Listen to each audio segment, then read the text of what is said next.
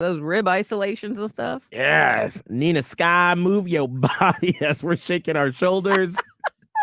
We are live on the Miguel and Holly and the Hits 961 Facebook page for Queen City Confessions. Scandalous anonymous secrets. Let's go. Here's the first one. I'm in a situation I don't know how I'm going to get out of.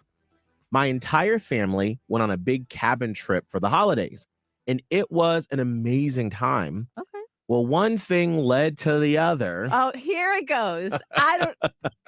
Come on. All right. It's my favorite. Yeah.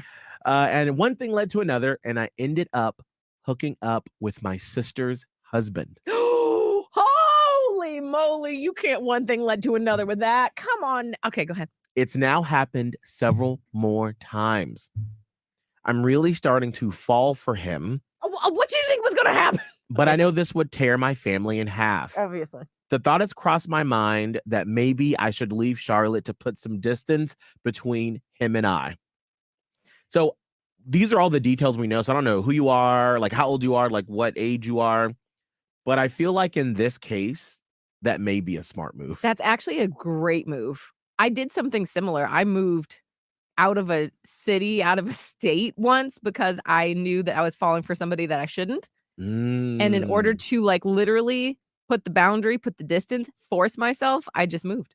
Have you ever moved away to get away from someone or to get over them because that was the only thing that could heal your heart? It does work. You got to give it enough time. Right. But it does work. And, you know, I don't think it's a bad idea. If you've done that, where you've moved to get over someone, call us up, 1-844-HITS-961. 1-844-448-7961.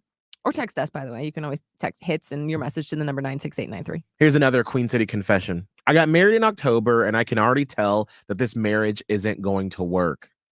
The worst part, everyone told me not to get married to this person. You have to be stubborn. I think I married more out of spite of everyone telling me it wouldn't work than for love.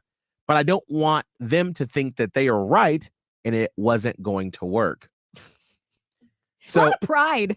Right? Yeah, I'm about to say, like, I don't know if I have that enough pride to sacrifice my happiness, my life, and who I've chosen as a partner. I know. And listen, it is hard to swallow that pride and to put aside your ego, but you got to do it. And I don't know that anyone is going to come to you and be like, I told you so. Right. And if they do, that person is really not in your corner. That person is just trying to be a know-it-all. So bite the bullet and do what needs to be done. And have you ever been, well, if you're listening, did you ever get married and then a month or two into it, you already were like, I've made the wrong decision? I feel like you know when you're at the altar.